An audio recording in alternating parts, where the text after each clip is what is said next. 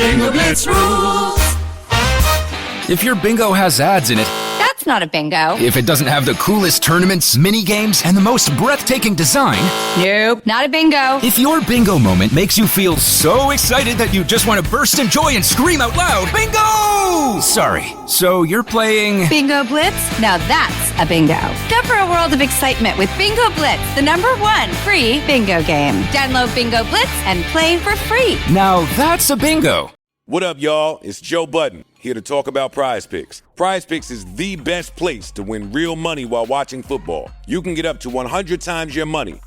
Prize Picks will give you $50 instantly when you play your first $5 lineup. You don't even need to win to receive the $50 bonus. It's guaranteed. Just download the Prize Picks app and use code SPOTIFY. That's code SPOTIFY on Prize Picks to get $50 instantly when you play a $5 lineup. Prize Picks. Run your game. Must be present in certain states. Visit prizepicks.com for restrictions and details. What's up, everyone? It's Noah Daniels. Hey, y'all, I'm JJ. Hey guys, it's Kat. And we're your hosts of the Real Hauntings podcast, where we bring on guests to share their first-hand encounter ghost stories and supernatural experiences. Now on to the trailer. I've been warned to not tell this story, but I think because of the way it ends, it's okay to tell this story, because some people say that with certain entities, to like speak of them or talk about them or in any way like portray them as powerful will attract them to other people. The creepiest thing about it to me is a lot of times it would wait for me to notice it. Like it would just lay its arm out like this, and then I'd be like, where is it? Where is it? And then I'd see it, and then it would just slither back. For more information on the Real Hauntings, Real Ghost Stories podcast, make sure you check out real.fm to learn more about our podcast and many other amazing podcasts. Hey guys, this is Melissa. We recorded this episode before the Safer at Home Act was put in place, so you will hear us referencing that we are together, but in episodes after this, we are practicing physical distancing, so enjoy.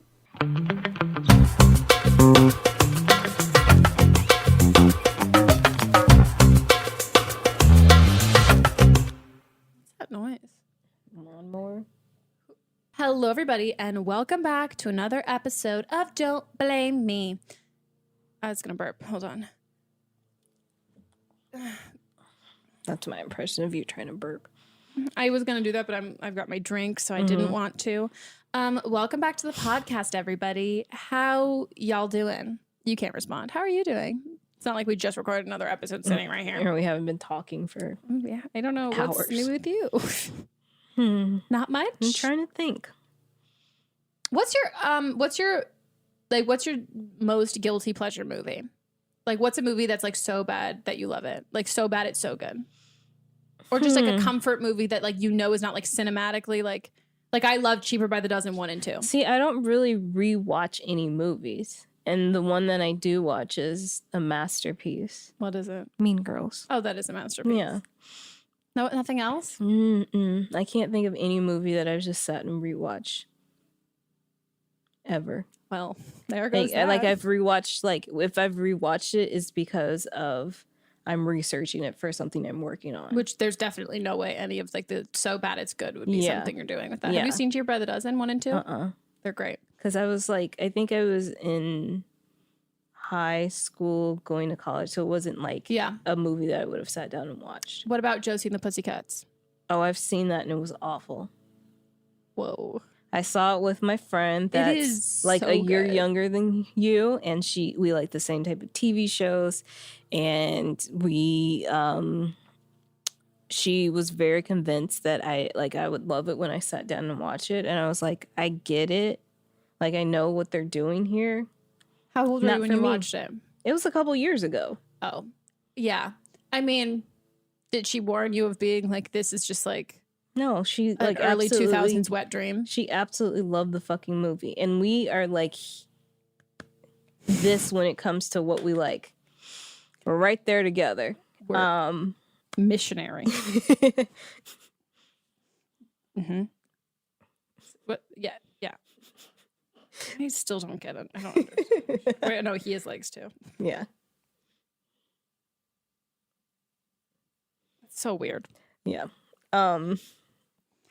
So I was like I get it. I understand why. you would think it was good, but it is what it is. I remember when it came out, it got panned so hard, and I was like, why should I waste my time with this? I have it on VHS. And I figured you did. Do you have something to play it in? No, I don't have the VHS here.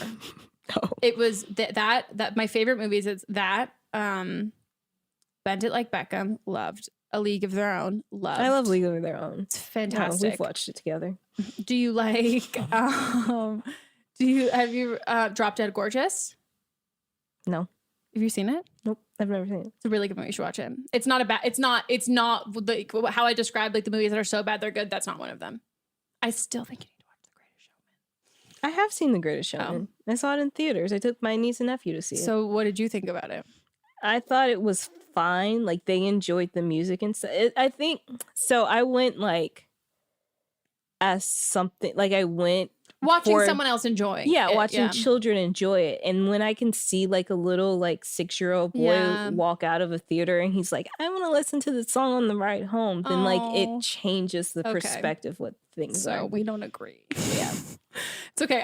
Monts and I are the only two people in the world who have this thought. No, you're not. Oh, well, I tweeted. It's a bad movie. Hinted at a tweet and I got The roasted. thing is, the people that love it really, really, really, really love it. Oh, yeah. Like, Greatest Showman apologists are like, strong.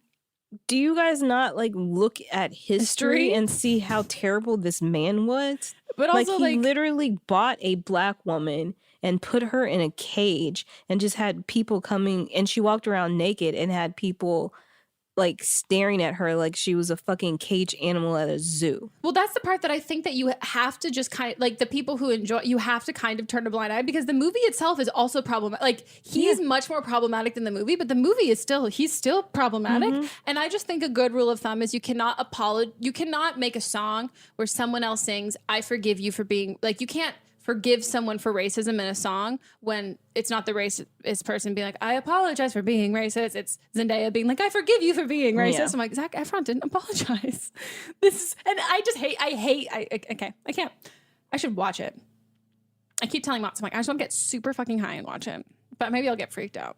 So you haven't seen it at all? No, I've seen it. We saw it in theaters. I didn't know it was a musical and we almost got kicked out of the theater.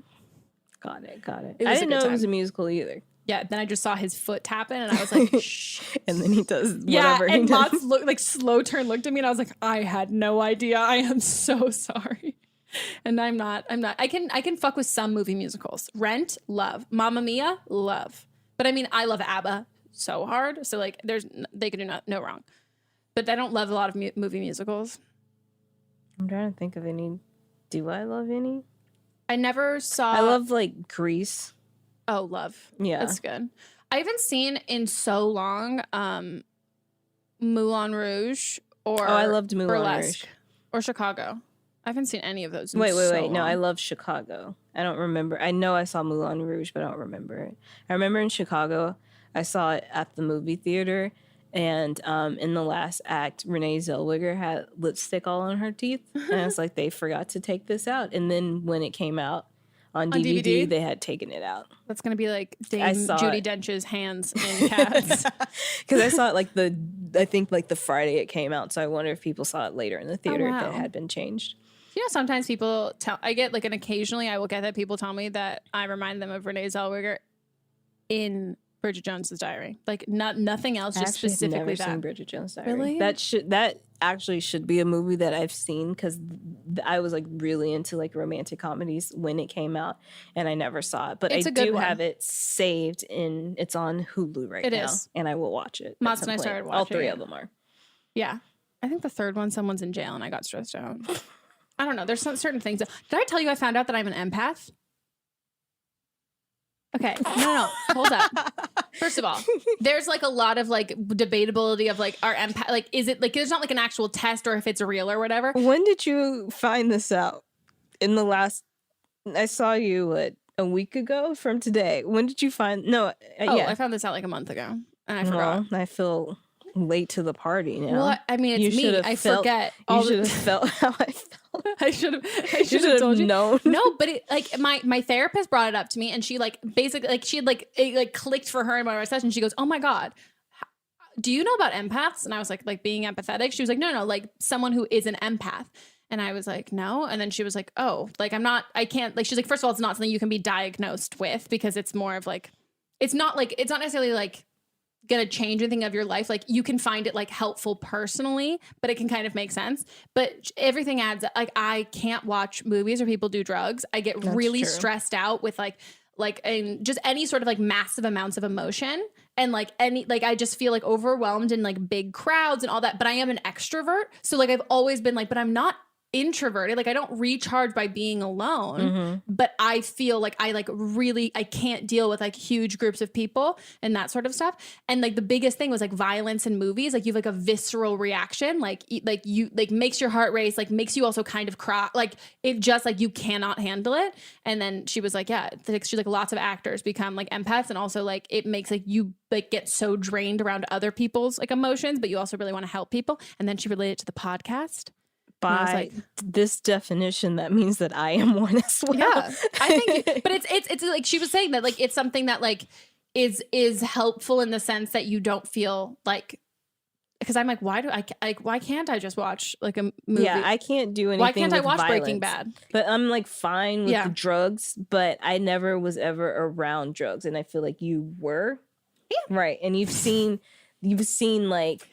The repercussions of people using drugs. I've never really been around people that wasn't until I was older. I've always been, because that was the thing that I was like, it doesn't make, unless I could like foreshadowed the addiction of like people that I know, like that wouldn't have made a ton of like it doesn't make a ton of sense. But they also said that like my therapist was also like empath, and then also just like massive control issues, and like you have control issues for yourself, but I also have control issues for other people. Yeah. Like I get so like nervous and worried, and like that's like, and like she's like, I think that's also a huge aspect of your fear of drugs. It's like it's like other people out of control that like freaks you out, because also then like what happens? Yeah, I'm like But I was like, wow, this makes so much sense. But everything else is like, I can't be in large crowds. I've realized that I do recharge around other people. Like I can't be at home. Yeah, by myself. We lose our fucking minds. But but I can't. It's not the I don't need the alternative, and that's why I was like so confused by it. But yeah, it was interesting. And then I was like, yeah, Monts is definitely not one. He was like, he's like, is it bad? Am I a fucked up person because I can like watch all of that shit? She was like, no, you're fine. But I thought it was really interesting. Yeah, that is interesting. And also probably why we like giving advice and like helping other people and stuff. Yeah. We ready? Yeah. Shall we go? Hey, Megan, Melissa, and possibly us. I'm so excited that I can finally call in with a problem and hopefully hear your guys' advice on this. So I'm your classic American student studying abroad in London for the semester, and it's been really great. There's only been one issue, the one issue being the living situation. So I live in a 2-bedroom, 1-bath with 5 other girls, so you can imagine like the craziness that can ensue, i.e. maybe like the mess or drama, whatever.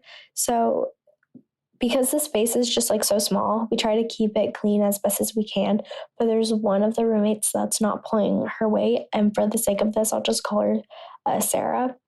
And so Sarah's constantly cooking and like making a mess, which is fine as long as you clean it up, but she just doesn't. Like for instance, like when she's cooking, she uses a lot of salt, and so the salt gets everywhere on the counter, or she'll like cut up like hot dog buns and like she'll cut it over the floor or like over the countertop and not under a plate.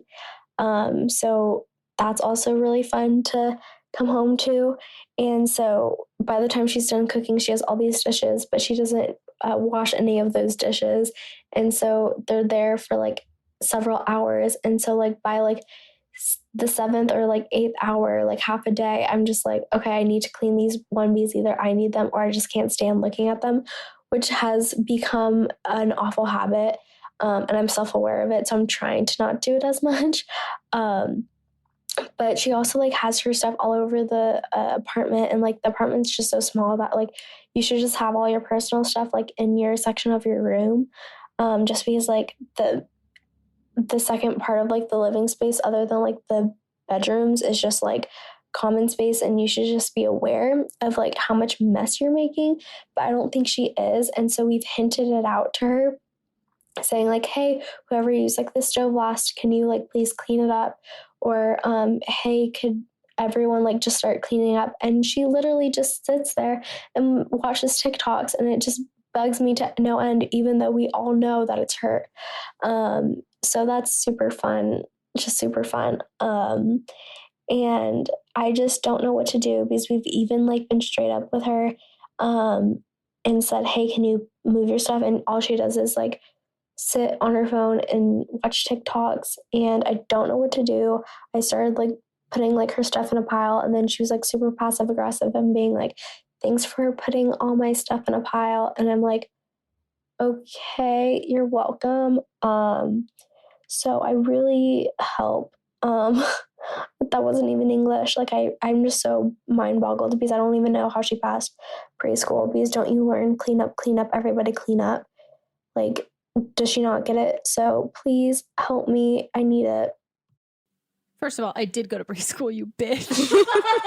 This is so Megan. This is me. Clean up, everybody, everywhere. Clean up. Oh, I didn't know it either. See, maybe I didn't. I'm not. Thanks, good. Amanda. Fuck off. Stop looking at me. This is me. No, this is me too. This was always me, but then when she said, and she just sits on her phone scrolling through TikTok. Then it was triggered. It was targeted. Yeah. Here's what I'll say though. I'm not, to defend myself, I'm not passive aggressive about like the cleaning aspect too. And like, I'm aware of the fact that like, so if everything is like, if you come over to my apartment and you like didn't, if like my cleaning lady wasn't here and it was spotless, you should be concerned about me. Mm-hmm. Like that is like, I forget what my first therapist who like sucked. No, my first psychiatrist sucked. Oh, that like, one of my like, if I'm like super depressed or anxious, I will slip into like OCD cleanliness tendencies. I don't have OCD, but that's what psychiatrists. It's a tendency. It's like I will. That is like a coping mechanism tendency, and it's like I can't stop. I have to do it sort of thing. And like I will like when my life is going the absolute fucking worst, and I like it can't or I can't deal with it. That's when I will clean. But then there's also the level of like, oh, I'm like depressed and lazy, and it's not like a control issue, and then it gets extra messy. But then there's also the like, I just have like ADHD. Like I just don't I don't think about it unless I see it, and then if I see it, I can't blink, because then if I blink, I forgot. Then I'm like moving on to the next sort of thing. But the fact that you're saying that, like, that's why I would say, if she's anything like me, the subtle hints aren't gonna work, and it's not intentional, and it's very much like, I've had friends before it was like, you have to clean, and I'm like, oh my God, I'm so sorry, I didn't even realize. Like, it's just, and I also didn't grow up in a house with like, I didn't grow up in a clean house. Like I didn't grow up with parents like, you have to clean this, you have to clean this. It was like, my parents' house was even more disgusting than my, it was just never a thing. And so it's not like a malicious sort of, I don't care about anyone else's space sort of thing. It's like, oh, maybe she didn't grow up in a space in which that it meant that you're sharing this. You know what I mean? Like there isn't that sense of like, oh, that's disrespectful, because she didn't grow up with it. But if you're saying that then you put all of her stuff in a pile and like I'm just confused, because you said that you've only been dropping subtle hints, and then you said, but then we were straight up with her and she was passive aggressive about it. Because that doesn't I don't know how she could be both. Yeah. Unless she has hearing problems and she can't hear you when you say that. Yeah, I think everybody has a different level of cleanliness too. Yeah. Because I remember I had this roommate, and she actually owned where I lived, and so she did have more say in like how clean I kept things. But she would use the word tidy, and she's like, oh, tidy meant deep clean. For her, tidy means deep clean. Yeah. And I don't think of tidy meaning me neither. Deep clean. Tidy just means make sure everything's in its place. Or it's in a pile. Yeah. Yeah. Like it's a neat pile. It's not that's spread. Tidy. Mm-hmm. So for her, it was like, it needs to be like super clean. And once I like understood that, then it was like, okay, I got it. I won't. I mean, it wasn't even like in like public. I think I left some clothes in my bathroom that she didn't even share with me. And I was like, no. But anyway, but I think there's a level of respect that you have when you have a shared space. So like, you're here, this is just you and Monts' place. And you can do whatever for you guys. Yeah. When we're filming, I don't clean if you just come over. But it's not deep clean though. Like No, the vacuum. No. There's like popcorn kernels and some other unidentified things on the floor here. I think those are the he likes the grossest ruffle chip. Oh, okay. They're orange, but they're not sour cream and onion. It's like sour cream and cheddar. I can't. Yeah. I can't. But they like, smell disgusting. This makes me feel comfortable that you're not like super clean. But I also like, I live by myself. I'm going to keep my dishes. Like, I'm not going to wash dishes until like I probably need some, but it's like to the point where I make sure it doesn't smell or anything. But that's a whole nother story. But like, if you are in a shared space, then you need to like make it clear, hey, this is what we're in a shared space. It needs to be clean. You can do whatever the fuck you want to do in your own area, but like you gotta clean and like have definitions of clean. But you have to also understand that people have different definitions of clean, and maybe shouldn't.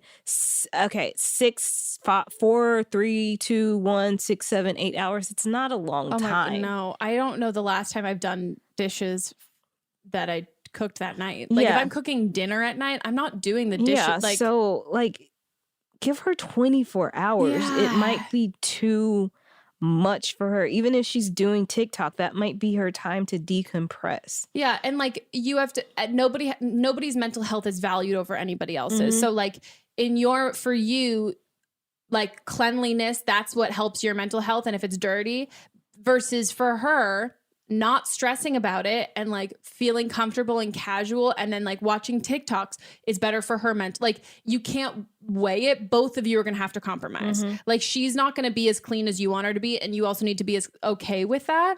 And I would also say that like the living room stuff, I think I wish you were more specific about it, because like at the end of the day, you all have equal rights in the living room. And if she wants to like leave a coat on a chair, or like what, like depending on what it is that you don't think she'd be able to like leave anything there, it also does kind of sound like 5 against 1 essentially. And yeah, it's like you guys have to, if it's not like absolute like mess 24/7 all of the time, like mold is growing on stuff. that you like can't live in, that like, and then even if you just say like, hey, can like you pick up, and if you feel ridiculous asking her to pick up, like if it's literally again just a coat on a chair, then don't act like then just learn how to be okay with it, because like that is like you all have equal rights there. But just because 5 of you like it clean and 1 of you doesn't mean that it's 5 over 1. That's not fair. All of you have the same amount of like, yeah, it can't be like, oh, well, we all want it to this level of clean and she doesn't, so she needs to get there. And it's like, no, it needs to be a compromise for all of you at that place. Also, this might be the first time that she's lived alone, like lived out with roommates and had to deal with that. I was the absolute messiest and the worst fucking roommate college. My freshman year at dorm, oh my God, my roommate, I don't know how she dealt with me. I love her to death. I still like, she's one of my she's like the sweetest person ever. She is so meticulously clean. I was not only a drunk, hot mess, I was not only messy, I was dirty. Like I literally I would not even wash my sheets. I would just like sleep on I threw up on my bed, so I just slept on a mattress. I know. That's awful. It's disgusting. Disgusting. Like it was so gross. There was a point where I had, and I'm saying this and it wasn't malicious at all. It's just like, it's not, and I also again was not medicated for ADHD at this point. So like there was no rhyme or reason of like it just was not a part of my daily schedule at all, and like was so not a thing I could do. I literally had something explode in the microwave when I was drunk, and I never used the microwave, didn't open it for like 2 fucking weeks. Ooh. And was there like a smell and you guys couldn't identify where it was coming from? And then she was like, it's the fucking microwave. And I was like, you're right. And I was like, oh my God, I can't clean this. And I literally paid a dude in my hall to clean it for me. Oh, I thought you were going to say you picked it up and threw it in the trash. I tried, but then our RA said that even if we bought the exact same microwave, it wouldn't. They needed the same one. I already tried that. But yeah. And so I applaud her and I'm sure she talked very valid kind of mad shit behind my back for it, but was never made me feel bad. Do you know what I mean? Like she never made me feel bad. And like she was so, it was never as clean as she wanted it to be. And there were times where she would be like, hey, let's clean together. And like would put music on. And like she knew it wasn't malicious on my end. And it just was something I wasn't great at. And there were times that like if I left it messy and she was having like a guy over to the room that she would clean, she would text me and say, hey, is it cool if I clean your half of the room? Someone's going to come over. And I would be like, I'm so sorry I didn't. Like, I feel so bad. Like you really don't have to do it. I'll come home early. She was like, no, it's fine. I'll do it. It'll be okay. Like, it was she was so understanding and so nice about it that like we met we had a compromise essentially. And there were definitely like, as an adult now looking back on it, I'm like, wow, you were so patient with me. I really should have done better, but I was learning. And she really allotted that kind of curve for me. And it was a compromise. Like I thought I was being way cleaner than I was. And like, I'm sure it was the dirtiest that she'd ever like been with that sort of stuff. Also, in this time, I feel like it's no longer an issue. You're probably not there anymore. No. But also, you should join our Facebook group because every time someone posts about this, everyone on the Facebook group is like a fucking bunch of Virgos who are like, oh my God, I would die. Like, I would die if it was this messy. And I'm there being like, oh, mine's way messier than that. You called the wrong people if you wanted to be on We're your side. ghosters who are messy. Yeah. Hi, Megan and guest. I just wanted some really quick advice on pregnancy scares. So, I really don't think I am, but it's still like super scary, and I've been looking tons of things up online, you know, and whatnot, just because that's what you do when you're scared, you know. Most people do it, I think. I know it's probably not the best thing to do right now, but I don't know, and so I really don't think I am. But I don't know, I just wanted to hear your advice. And if you ever had an experience like this, it'd be very nice. Thank you. Pregnant. Amanda, what does she think she has? She thinks she has a baby. A baby. No, that's a lie. An embryo. Yes. Let's see. If I thought that I was pregnant, you know what the first thing I would do was? Call this podcast? I would go outside and lie down and see where the sun lands on my stomach, because then I would know. I can't. I really... How old are you? You didn't tell us how old you are, because if you're like 14, I'm going to give you just a tad bit of leeway here. Only if you're 14, though. But like... I took my first pregnancy test when I was 16. I know. Took it at the CVS or Rite Aid bathroom. Ooh, was it CVS or Rite Aid? Good question. I think it was Rite Aid. It was near Molly Stone's. If you're from Marin, you know that. So, get a pregnancy test. Oh my God. It would be so easy to figure out the answer. This, if you are not, I'm not of the camp of, if people who say like, oh, if you're not mature enough to have a baby, then don't have sex. That's not where I'm at. No, I'm not mature enough to have a baby, and I have sex. I've had sex for like 10 years now. Look at me. Like, no, like, I don't think that's legit. But if you are mature enough to have sex, you need to be mature enough to buy a pregnancy test, because like, it's just like your own. You have to be mature enough to buy a pregnancy test, and you have to be mature enough to go get medication if you get an STI. Like, that's the thing. It's like, you cannot let this implement your health. And there's an easy way to figure this out. And here's the thing. If you're pregnant, you're pregnant. Like, it's not like researching and trying to figure it out. That's not going to help anything. No, it's not going to change the outcome either of being like, well, I don't want to take a test because like, ugh. And it's like, well, I'm sorry, what? First of all, the Dollar Tree has pregnancy tests. Any dollar store has pregnancy tests for $1. And if you're sexually active, keep them on hand. Go with your friends, buy a bunch, pretend it's like a totally joke, and like, oh, this is so funny. Like, we're all getting pregnancy tests. Like, ha! Like, it doesn't have to be like, oh my gosh. And then fucking keep them. Or if you're 14, don't keep them. But like, you have to take one. Yeah. You have to. Or you can just wait 9 months and see what pops up. Oh my God. I saw a TikTok of a girl who was like a didn't know I was pregnant thing. So she like was on like had gone on like a roller coaster. She was like 16 or 17 maybe. And like she was showing all these pictures of her and like how she like was feeling fine and everything was totally fine. And then like one day she like was like, they were going to the beach with her friends and she showed a fucking picture, does not look pregnant at all, but she sees this like dark line going down her stomach and was like, that's so weird. Went to and then she had like a really bad like stomach. They like went on a roller coaster or whatever. They were like a water park or whatever. And then went to like the doctor the next day because she thought she like had hurt her back on the roller coaster, and they go and she was in labor. And like the doctor was like, oh, well, I mean, yeah, you're in labor. And she was like, what? And they're like, you don't know, you're in labor now. When was your due date? She was like, I'm not pregnant. And they're like, what? What was the size of this girl? Small. So she has the thing that I have. That's her uterus is an inverted uterus. So it's to the back of her body. And that's what I did more research about a lot of like, especially young people who don't know that they're pregnant.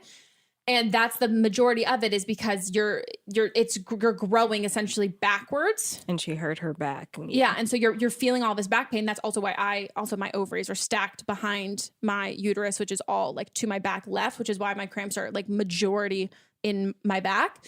And they say that like a lot of women don't pop if you have you have this, but she had like just a very like extreme case and she was small and her baby was just small in general. And yeah, like had a baby and had no idea.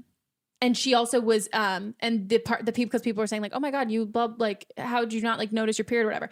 She got, this is like the crazy, she got like, you can spot when you have, when you're pregnant, but she spotted the same time every single month. Like a tiny bit. And she had like gotten I don't think she had gotten IUD, but she was on birth control and the baby's fine. Everything everything. But it was like one of those things that like she should have it was insane. So that's someone who's allowed to be surprised that they're pregnant.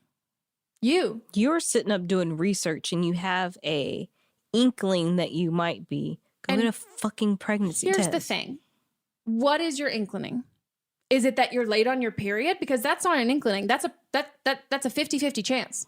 Or did some dude just jizz in you and you're like, that's what I mean though. Like there are certain things that if you're like, oh, my boobs are like, I do this all the fucking time. Like every single month, I'm like, oh my God, my boobs are sore. And like, I'm extra emotional. Like what if I'm pregnant? I'm like, okay, well, did Monts come inside me? No. Like, am I like, did you like, and then you think, am I late on my period? No. But if you can be like, okay, I had unprotected sex, there was semen inside of me, and I'm late on my period. That's not like an inkling. Like, you have to fucking take a pregnancy test. I just can't. I really fucking can't. Like, it's just so irresponsible. And this is coming from somebody who is terrified of the gynecologist. Right. Like, I didn't go until I was 25. 4? I think you went in 24. You didn't go last year. No, I think it was last year because it was February. Was it? Yeah. Okay. Because I got a ZocDoc notification to be like, you should find another. And I'm like, I will. So I didn't go until I was 25, but I've been sexually active since I was 16 and I have pregnancy scares and I have taken tests. And also like if I was pregnant, like I would have done whatever I had chose. You know what I mean? Like I would have made the choice from there, but it wouldn't have been like I'm not going to do anything about it and then it's going to go away because it's not. For you, your hypothesis is, I think I might be pregnant. Then you have to gather your materials. Go gather a pregnancy test. You've done some research, ask some questions. Get a urine sample from yourself. Do the test and see where it lands. I don't understand why you're making this more complicated than it needs to be. Is it the fear of knowing? Yeah, if you that's have a what fear I think of it knowing, is. why are you sitting up and researching? That's what I don't get. I think there's this idea, like a fear of knowing, a fear of knowing. But this is like a time sensitive thing, and it's not. You can't like think it to happen or think it not to happen if it happened. Like, it's no. Whatever. Let's move on. I can't. There's nothing else we can say about this. No. Hi, I'm 20 years old. I go to school for elementary education. I'm in my second year of college right now. I'm in a 4-year-long relationship with an amazing guy. We've been together since sophomore in high school. And so I have really bad mental health issues, and he knows that. And he helps the best way he can. Absolutely, he is, I don't even know how to say it, but he's amazing. He helps me so much through my mental health. But, like, the only issue I have is he is totally against pharmaceutical medication. And so far, that has been the only thing that has been able to help me through my mental health issues. And it just hurts me so bad because he whenever I try to bring it up to him about like past doctor's appointments and stuff like that, he always gets so upset and angry and like doesn't really want to talk about the whole situation. By the way, his family is just extremely herbal medicine. So, and my family's not. Like, give me drugs if it helps me. So, I don't know. Any advice helps. Thank you so much. Bye. I was going to say, I think that this is so fucked up. This is a joke. This is a joke. I'm saying it's a joke. I think you should give him chlamydia. I think you should. I think you should give him chlamydia. Where is she just gonna go pick it up at? I don't know. That's not my problem. I think you need to give him a penis infection that needs antibiotics.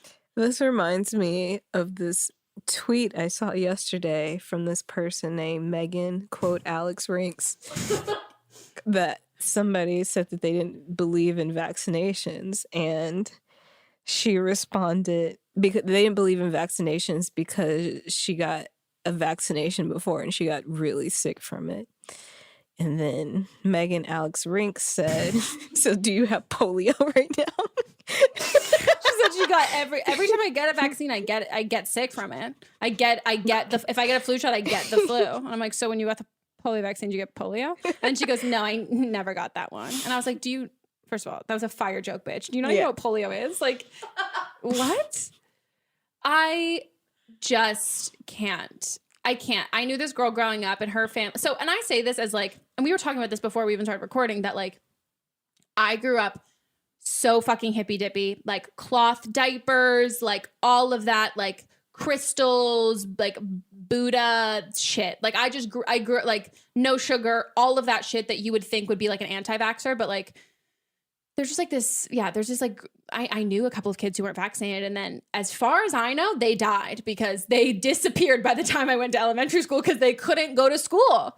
So like, it was just like, I don't know where they are. Actually, one of them I think goes to Harvard, which makes me think got vaccinated because you can't go. But there's just like a level of recklessness, narcissism, and like lack of like and ignorance and uneducatedness of people who do not believe in Western medicine for the safety of other people. Because like, here's the thing. If you have a headache and you don't want to take Advil, I don't care. That's totally fine. If you have a stomach ache or you've got diarrhea and you don't want to take Pepto-Bismol, that's totally fine as long as we don't share a restroom. But like, if you want your girlfriend to live and you don't want her to take antidepressants, you don't, like, I hate to say this, like, and I think you're saying this is his parents. It's so much of a brainwash thing. And if you're younger, I think he probably is still just paying attention. But, so I knew this girl. Wow, my Adderall is not a thing today. I knew this girl who her parents were very much like homeopathic, all of that stuff. She was vaccinated, but they were like newly hippy dippy. And for her birth control, her parents went to our local health food store and bought her this root that she was just supposed to chew on.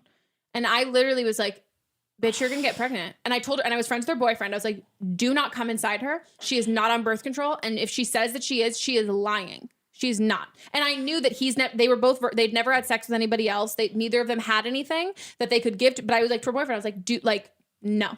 This is rude. Now I have to look it up. That's the other part that I'm like, I don't even think that's a thing. But it was just like that kind of shit that I was like, this is so reckless. And like, and it's just like the mental health aspect of it. Like, here's the thing. If for your own anxiety, depression, you can make the choice that medication is not for you, but that does not mean that you can judge anyone else or have the opinion for them. And everybody has the story of like, well, no, it really messed up with like my like aunt went on it and it made it so blah, blah, blah, all of that sort of stuff. That's irrelevant to the person who's on it. Medication saves lives. It's what keeps people alive. There's a chemical imbalance in your brain. And here's the thing. You can have like depressive tendencies. You can have like extreme sort of sadness. You can have situational depression. And like, then there are people who, regardless of the season, regardless of the weather outside, regardless of like the situations in their life, their brain does not produce the right chemicals. And it's not like sometimes they do and sometimes they don't. They don't at all. And if you're diabetic, your body cannot handle your body needs help with insulin and glucose. Yeah. And you would never tell someone with diabetes, no, don't do that. Like that's not, it doesn't affect your boyfriend at all. And if he wants to say that it does, he's thinking about it from like the 1% story of, oh, someone I know had a bad experience with blah, blah, blah, and all of that. If this is a thing that helps you and is what keeps you like in the best possible, like being the best possible version of yourself mentally, and he doesn't want that, then he doesn't want that for you. And I don't want to say that because I don't necessarily think that that's the case because you're saying his parents are like that and you guys are in college and it's still a lot of like heavy influence. I don't think it's like lost hope sort of thing, but I think talk to your psychiatrist and if you don't have a therapist, I would talk to a therapist about it too, but like talk to your therapist or psychiatrist and say, can I bring my boyfriend into one of these, and have him hear from a fucking doctor about how, hey, here's my job is once a month, especially if you're on like anti-anxiety, if you're on antidepressants, anti-anxiety, depends on whatever you're on though, that like you're meeting with your psychiatrist once a month. You're talking with them, they're checking in with you, they're monitoring your symptoms. Like they are there to make sure that like 1% of case like backfires and it doesn't work, that it doesn't happen. And their job is to look for that, even if you're not explicitly saying that you're dealing or like you're feeling these sorts of things. I just think it's like such it's like an ableist piece of shit, because if like a crystal helped you with your depression, I am so sorry, but that crystal did not change the serotonin levels in your brain. It's willful ignorance. Yeah. And it's not fair. It's just being like, okay, do some yoga. Like you'll be fine this way. And like, if something works for someone, let it fucking work for someone. I'm not going to be here telling you that like, hey, this thing that does not affect me at all, or like, is it not like you're not oppressing anyone. It literally, the only person it has to deal with is you. I'm not going to tell you not to do it. I'm not going to tell you to take Advil if you don't want to take Advil, but I'm not going to. But if you're going to be like, no, I'm not going to vaccinate myself against everything, and then I'm just going to like walk around licking shit, then I'm like, you're a piece of shit.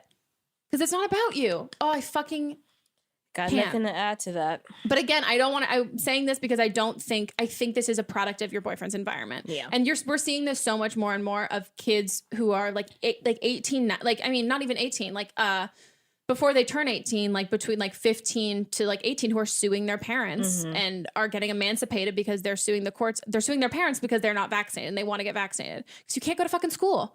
You can't you can't fucking do anything. It's just reckless, and parents make that decision for your kids. And there's a huge majority of your life in which like your parents, they're the adult figure, or whoever the adult figures are in your life. Like that's right and that's wrong. And like, this is like, it's the moral compass, and you start to like form your own opinions and do your own research, and you realize, oh wow, these people are fucking dipshits. Like I don't want to do this. And they made this choice for me before I could choose it. And it's not an irreversible choice. I can go and I can change and move on from this. But I think he needs to go to a real fucking doctor. Yeah. because that's the he needs to go in with your doctor, like Megan said, and sit with them and learn more. And it's because of the way that his parents brought him up that he doesn't realize that this is helpful, and this is why most people aren't dying when they're 15 years old. And that's like it's regulated. And the other part of it is like if someone had a bad experience with a medication and a drug, the vast majority of the time is because it wasn't being monitored and they weren't taking it that same way, or there was another underlying issue that it was amplifying and all of that sort of stuff. But like it's not in like I just like Western medicine is the reason why we can have like not die in childbirth and like why all of like we're living to so much longer and through all of this sort of stuff. And then the other end of it that like, I mean, I can't even get into like if you want to have a kid so badly and you would rather have a dead kid than an autistic kid, it's disgusting. Like they don't correlate. They don't correlate, all. and they don't correlate literally at all. It has been proven time and time again. This has been something that's been around since the 90s. People have been claiming this. It's been heavily researched. Like they were all like, okay, we'll humor you and do the research. Oh look, there is no correlation at all. But even if there was, you would rather have a dead kid and a kid who killed other kids than a kid with autism. That is disgusting. That is literally like, oh my God, it makes me so mad. Like it makes like so fucking mad. Yeah. I can't. And on that note, we're going to take a break.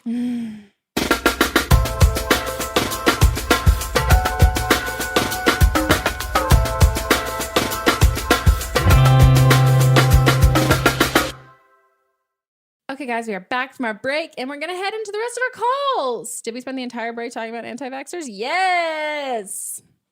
Hi, Megan, Melissa, and guest. So I'm calling about some boy advice. I'm a sophomore in college, and the situation's kind of weird, but basically I was Snapchatting a boy from Tinder who goes to my school, and it started last November, and it's February now, so it's been like over a year and a half of us just snapping, but we did start hanging out a couple months ago when we got back to school in January. So actually literally only 1 month. But okay. Anyway, I think we're going to start to date seriously. So that's the backstory. And now I'm going to get into the issue. He's like super sweet and everything. Like he's a tall, awkward, shy boy. Like that's my type. But I have noticed a couple things. First, he grinds his teeth at night, which that's a medical issue. And is it weird to tell him? Like, I want to let him know because I feel like that's something that you should probably tell someone, but it's only a month in really. So like, I don't really know. Also, another thing, I think he needs to wash his sheets more often, but that's also something that you can't really say like this soon. So I don't really know. And also I really want to offer to pluck his eyebrows, but I feel as though, again, that is just something that is a little too early. So my question basically is, when is it okay to say this stuff to a person? Because obviously after a month, like that's a little too soon, but I mean, I don't know. I just like don't want to seem naggy. I'm not trying to be his mom, but there are just some things that I feel like he probably just hasn't realized and I could really help him. But I feel like this just makes me seem like super overbearing and everything like that. And I'm really not trying to be that way. So if you have any advice on what to do with someone that you're seeing where you just want to give them some uncomfortable news, that would be awesome. Thank you so much, Megan. I love you. Bye. You think you're going to start dating seriously. You're not even dating yet. Also, you literally said, when I want to tell him something uncomfortable. Like, I want to tell him. You don't. Why? Yeah, like, okay, the teeth grinding thing, I don't think that's anything uncomfortable.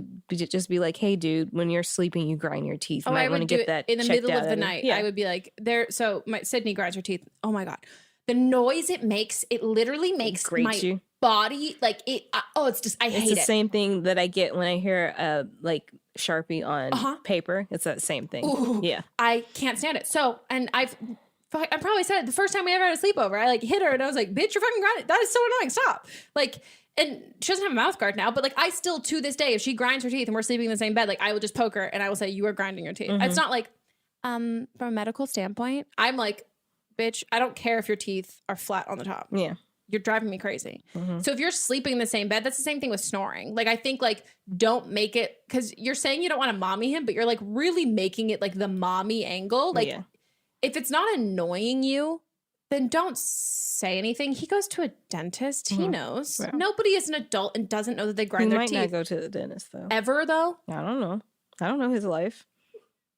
I mean, there's definitely like a point where you like are in college or like when you're off your like parents' health insurance and then you're like, nah, when I was in college, that's when I was using up all this shit. That's what I mean. But when you're off it and then you no longer have that health insurance and then you're like, I haven't been to the dentist in 3 years. Like, but like, I'm going to be super surprised if he doesn't know that he grinds his teeth. And also like, if you've been dating for a month, to be fair, he might have a fucking mouth guard that he doesn't want to spring on you the first month of you guys hooking up. Okay. Easy fix. Whatever. Yes. Move on. Sheets. I get that because there was a guy that I was hooking up with and he's like, I haven't washed my sheet in 2 months. And I was like, I'm not fucking you on this bed. Like, why would he tell you that? Exactly. That's weird. Yeah, but so like I don't know, just don't fuck him in the bed. Yeah, that's what also, you know that when a boy is in college, the only color sheets he has are navy, plaid, or black. Do you know how hard it is to know those are dirty? Yeah. If you know those are dirty, those are really fucking dirty. Yeah. Yeah, I mean, here's the thing. I think like also, I think there's like, you kind of, college is also kind of a time to like be a little gross. Well, you heard her story at the top of the show. That she's... No, that you, was that this episode? That you barfed on your bed and then slept on the mattress. Yeah. I'm not saying you have to go there, but like I fucked on some, like my college ex had black silk sheets. That's disgusting. Absolutely disgusting. Did I fuck him? 100%. Like you do some like... You can't like make it like I don't know, like spruce everyone up, like take the glasses off the like this whole thing. Like sometimes just like let people, like if you don't want to fuck him in his nasty like bed sheets, don't fuck him in his bed, but don't be like, you have to like, no, let him do it. Don't mom him. He's also in college. And if you start momming a guy that you're dating 1 month in, you are going to mom him for the rest of your relationship. Yeah. It is such a bad precedent to make. You should want someone to want to do shit for themselves and for you if you're dating, not because you ask for it. Yeah. Like there are certain things that like, yeah, you need to ask for if they're hella specific, but it's like, I would like if you like did like, no, don't be the person who's chasing after their significant other, like telling them to like shower. Unless it's like a mental health thing of being like, hey, like, come, let's rally and go shower. Yeah. Which is Monts when I haven't showered. I haven't washed my hair in like a week and a half. But like, no. Not your place. And here's the one thing I'll say. The eyebrow thing, I totally understand. I totally understand looking at someone. It's mostly if I like, actually, no, I don't think I would have ever thought a month in. But if Monts now has a zit and we're talking, I'm like, you have to let me pop it. But I don't think I plucked his eyebrows or popped his zits until, I mean, I'm also a lot. And I'm like funny. But like we were friends too. I don't think like I would have to feel comfortable doing it with a friend. Like if we weren't romantic and we were just friends, I would have to feel that same like level of friendship. Because I wouldn't do that to all of my friends. Will I do it to Leo all the time? He'd be like, no, you cannot pop my zits. And I'll be like, come here, bitch. But there are other people, like I wouldn't, do you know, like, I think it's just like, if it's somebody that you're just now dating, like you and Monts were friends for a while before you were dating. Yeah, but I think she's getting it confused because they snapped for a year and a half. That's true. I don't understand the snapping thing. And that's the thing that I think you need to, like this comfortability, it doesn't count. Yeah. That's not your friend. And like, if it disappears and you can't see it anymore, I'm sorry, but that doesn't count. No, Snapchat is such a specific app. Yeah. Like it is such a deliberate one. Mm-hmm. I think you need a hobby. Yeah. And I think that's rude to say to somebody that you know what, you would look so much better if you plucked your eyebrows.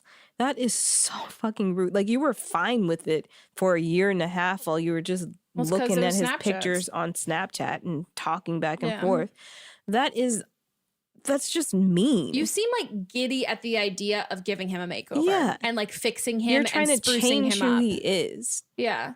Let him be. And also like that's what if he's got like siblings or like female friends or whatever, like that's what they're for. Mm-hmm. That's not like the last thing that you want to hear is from the person that you're like trying to impress, that you have like a crush on, that they think that you need some fixing. Like I would no, never. What if he really loves his eyebrows? I also there's nothing that pisses me off more than like, I mean, I will pluck every single one of my leg hairs out I've with done that tweezers before. or my armpit hair. Like I was depressed while I was doing it. I mean, but I'm yeah. always Yeah. I mean, yeah. same. But like that's like such and I live for that kind of shit. But like if Monts was like, no, I love my unibrow. Yeah. I would be like, okay, let's fucking leave it. But like he was like, I don't really like this. And I'm like, I will get rid of that for you. Or like, and it's the same thing. It's like, oh, you'd be so much prettier if you didn't have acne. Yeah. Like that's something that like, fuck off. Yeah. It's such a personal preference. And here's the other thing. And if you're coming at it from like that, well, maybe he's like, no one's ever told him or whatever. Like the amount of guys that I've been friends with who like, they haven't had a ton of female friends, like within the first month or like 2 months of us becoming friends, them being like, I've got a blackhead on my back that I've never been able to reach. Could you do that for me? Or like, could you like, I don't know how to do my, like, could you help me? Like, and it's always been like could you help me with my eyebrows sort of thing? Like it's not, if he wants you to, he will ask you to. But like, again, that's like him pointing out something on your face that he would like you to fix a month in. It's mean. It is mean. It is very mean. And I think you really, really need to chill. Yeah. Hey girl, so I have a question. My husband likes to go down on me all the time, or wants to, but I mean, I take a shower every night and I use the Vagisil like odor protection, and I don't have an odor down there, I mean, that I know of, but I don't know, I'm just so self-conscious. Like he wants to go down on me every time, and I don't know, I just feel so self-conscious that I might have an odor down there. I mean, I keep myself really clean, but I don't know how to get over, it's not a fear. Like I said, I just feel self-conscious. So if you have any tips, that would be great. Thank you. Bye. If his head is buried between your legs so much and you don't even have to ask him and he just like wants to do it, I think that's your answer right there. Like if you smelled, I don't think he would be down there all the time. Also, if it smelled, you would know. Yeah. It's like if you smell, then that means that there's something going on, like bacterial vaginosis or yeast infection. Yeah, which is like in part or of an that. STI. Yeah, and that's also not going to be your only sign of yeah, it. It's gonna be like milky white discharge, cottage cheese. Yeah, so or like very, very like fish market. If that's the issue, then like you can go to the and you go to the doctor and you get that cleaned up. He would know. He wouldn't be putting his mouth on you if that was the issue. Like you're fine. Also, Vagisil can mess up your That's pH. what I'm looking up. Yeah, and it can over dry you. Your vagina is self cleans, and like if you want to clean anything with your so this all these I'm looking at all these articles and it's all this science stuff that are not great. And talk to your gynecologist about this, because your gynecologist will tell you, hey, you don't need this. And here's the thing, if you want like there's a brand called like Queen V and that sort of stuff, and it's the honey pot as well. And it's one of the body wash. It's like a body wash that is also safe for like outer labia use. So a lot of other body washes aren't, but this is the kind of body wash is like not, oh no, this is specifically just for your vagina. It's not. Like it's literally for the rest of your body, and it also happens to be safe for like outer labia use, which most other body washes aren't. But this is like the same thing with like douching and all of these like wipes and all this sort of stuff. Any sort of like like these fragrances and everything mess with you so much more. The vagina is a self-cleaning system, and this is not a part of it. So then your vagina has to clean even more to get rid of everything that you're doing. Like it no matter what you do to like clean it, it cleans itself. Right. It's like it's like your liver, like where it's like, oh, I'm going to take all of this stuff that's going to like help my liver. Well, your liver's going to break down toxins, or it's not going to break down toxins. If your liver doesn't break down toxins, you know that. Yeah. Like that it's not something that it needs help. It's then just has more shit for it to break down, which usually ends up backfiring because it's like, well, now I'm spending all of this time getting rid of all this other shit, extra stuff that I don't need, that I already know how to fix myself on my own. Why are you making this? I just think that like there's definitely like also the idea of like vaginas like this being like this gross odor smell or whatever, like is sexist, misogynistic, nasty media of like women telling, like being like, you are gross, your vagina is shameful unless it's being used to like pleasure a man. Like it's just awful. Like, and it's a load of shit. And your vagina shouldn't smell like flowers. It smells like a vagina. Like dudes aren't concerned about the smell of their balls. We know that for sure. Like you don't hear about like ball wash. No, like they're just, it's like that pink tax. Yeah. It's like they're making money and profiting off of women's insecurities. And a huge amount of that is like, what do cisgendered women have? Vaginas. We can make bank off of that. It's like women's quote unquote razors are more expensive than men's razors. Yeah. And they're actually, pink and they don't work as well. And women's again, like products targeted for women also tend to like expire faster, don't last as long because it's like, oh, ladies love to shop and buy more stuff and they like to try the new things. So like if you see the amount of like shave gels that are like designed for men versus women have 10 times as many and it does the same thing. Barbicel, it costs like 75 cents, works the best. It's just absolutely insane. And like, you don't, if you had an issue, and here's the thing, if you're like, it's not like your husband has a different nose than you do. Stick your fucking hand in your vagina, like spread your lips, check yourself. Am I cottage cheesing? My friends and I've never mind. It's so gross. Did you check each other? Oh, all the time. If we needed to, if it was like, I don't know where we're going, but we used to do this thing where it would be like, that I'll tell you offline. Yep. It's just like the epitome of us. But like stick your hand, like, and smell your hand and see, like, you'll know, like, and it's not that like, oh, well, I think it's fine, but then it's fine. And it's fine. Yeah.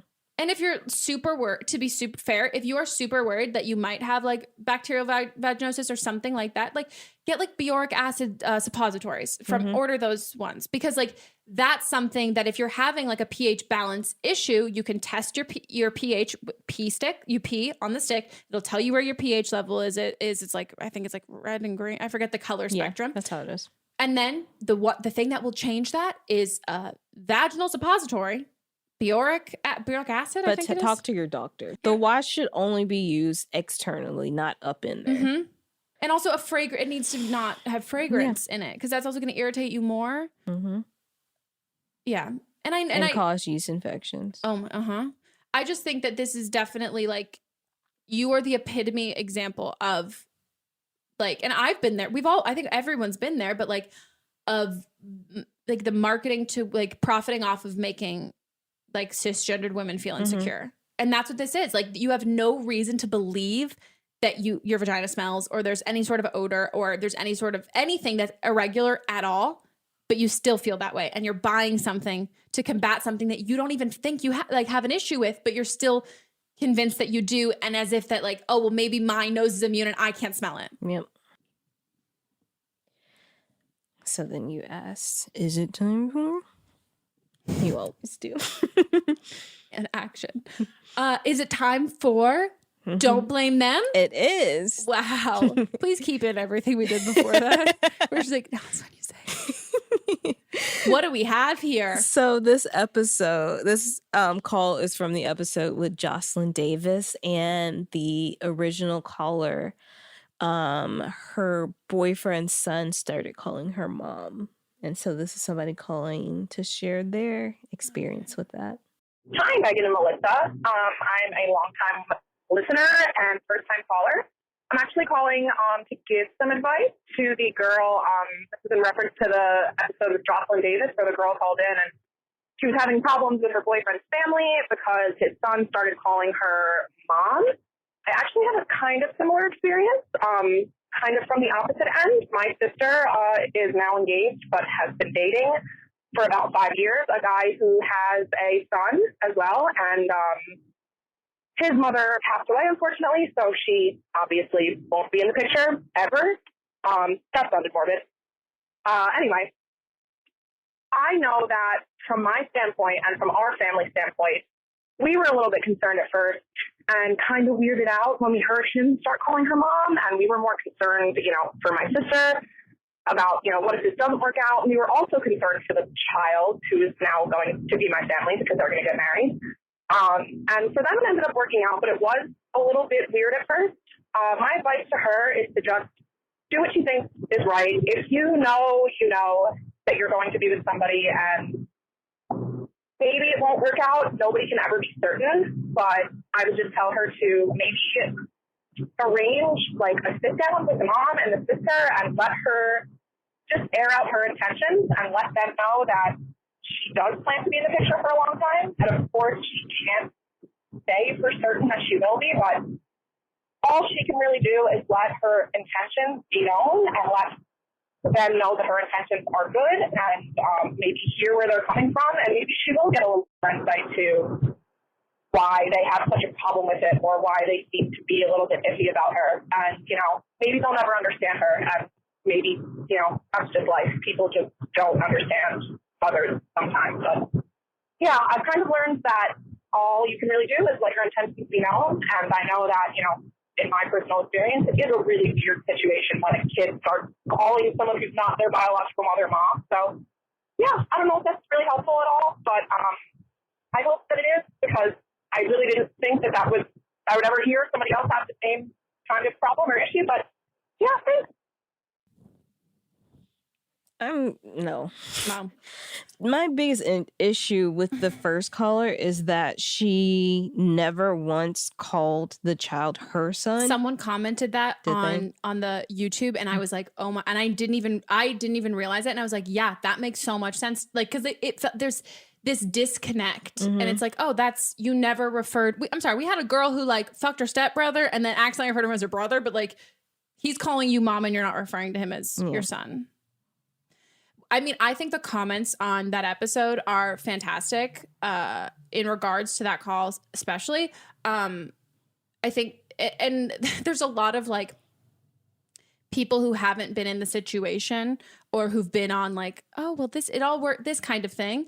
But there have been ones from callers who introduced their kid to an ex, and they said it was the worst. They regretted it so much, or it was too soon and it didn't work out. And the thing that people are like, this blind optimistic thing of being like, well, if it doesn't work out, like, he has his great memories. He doesn't. Here's abandonment issues are abandonment issues. And being abandoned by one mother figure in your life is enough. Being abandoned by another is not like, oh, well, what's another? It's twice the abandonment.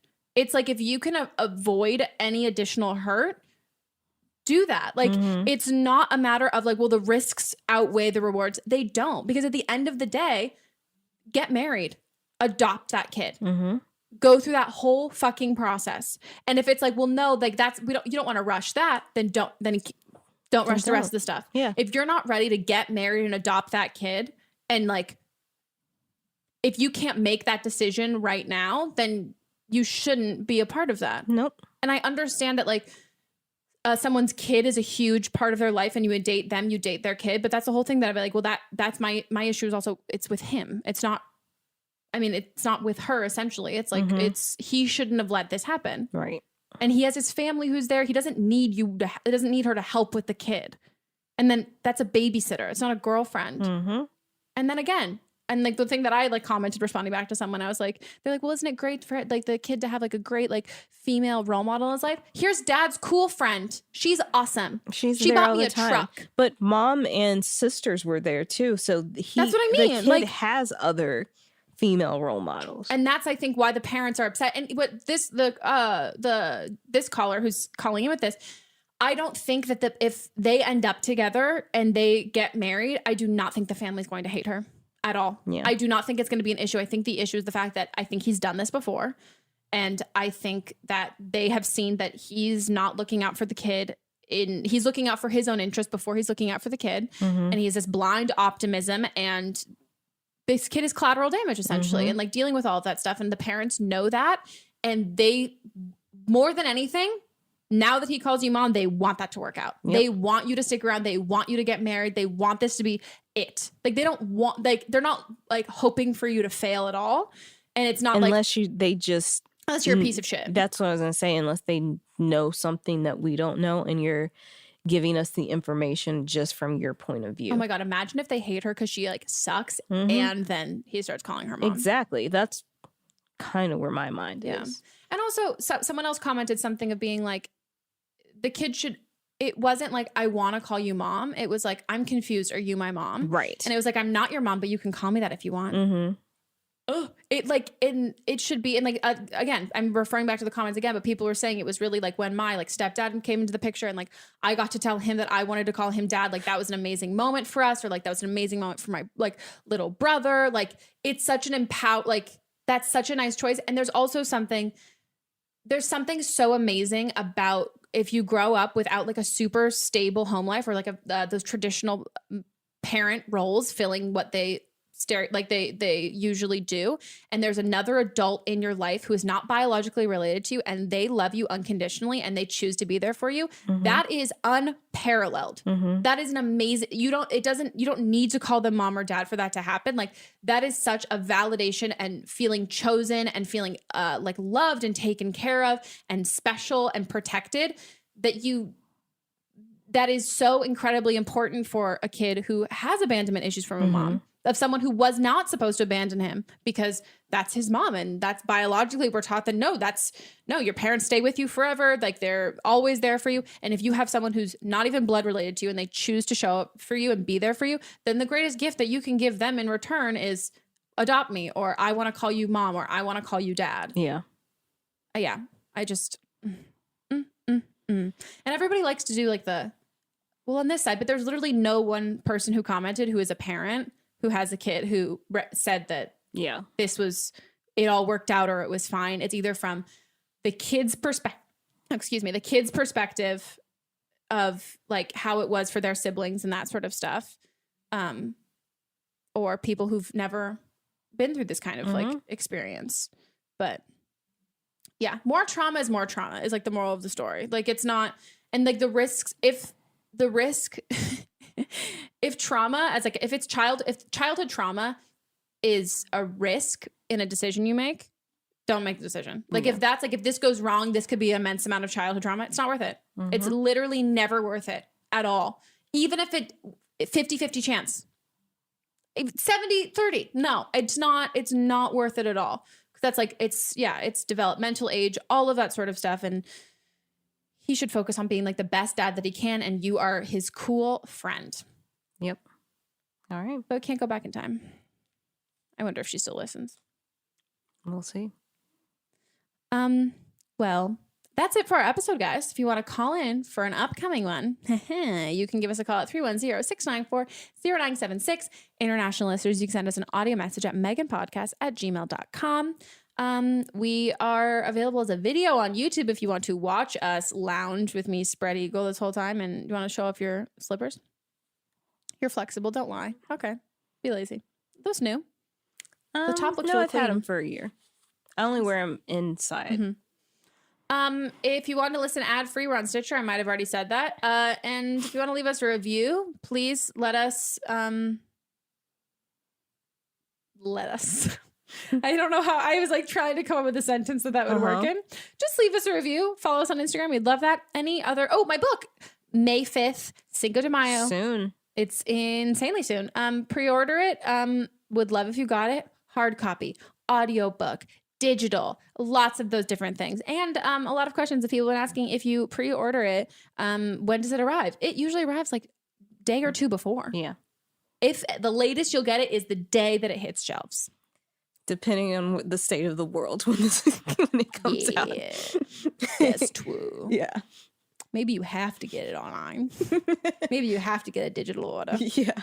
Well, on that note, anything else? I'm good. No? Okay. Hope you guys enjoyed. We'll see you next time. Bye. Goodbye.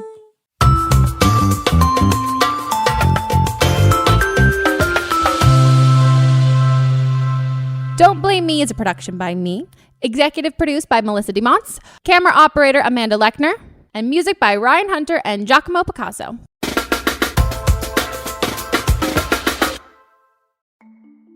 As a podcast network, our first priority has always been audio and the stories we're able to share with you. But at Realm, we also sell some pretty cool merch, and organizing that was made both possible and easy with Shopify. When you think about successful businesses like Aloe or Allbirds or Skims, an often overlooked secret is the business behind the business that makes selling and, for shoppers, buying simple. For millions of businesses, that business is Shopify. That's because nobody does selling better than Shopify. It's the home of the #1 checkout on the planet. And the not-so-secret secret that's definitely worth talking about is that Shop Pay boosts conversions up to 50%.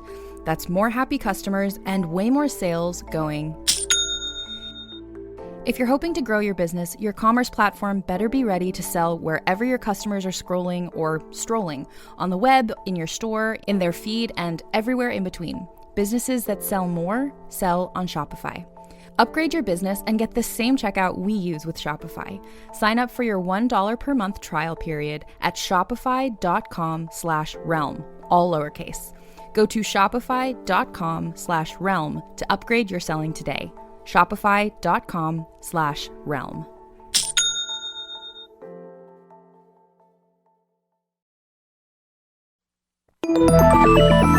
Listening to a podcast should be time well spent, and I promise it will be if you'll give this podcast a try. It's called Something You Should Know. I'm the host, Mike Carruthers, and in every episode, I talk with leading experts on topics I know you will find fascinating. From why people can't keep secrets, what your favorite music says about you, why your pet acts in strange ways, and so much more. Something You Should Know is designed to give you information you can use in your life and give you great intel that you can share with others. I'm told it's a binge-worthy podcast. And with over 1,000 episodes, there's a lot to binge on. Something You Should Know has been ranked in the top of the Apple Podcast charts consistently for a long time. I know you're going to like this. I just need to get you to try it. Something You Should Know. It's available wherever you listen to podcasts. Contained herein are the heresies of Radolf Buntwine, erstwhile monk turned traveling medical investigator.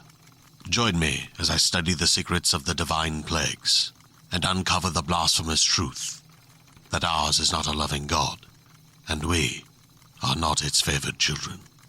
The heresies of Radolf Buntwine, wherever podcasts are available. Do you love Disney? Do you love top 10 lists?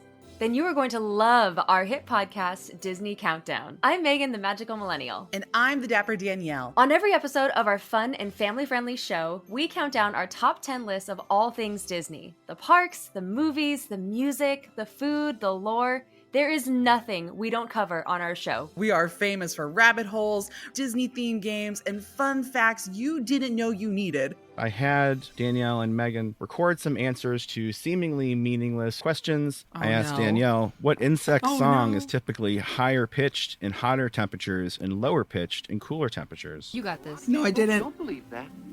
About a wish coming true?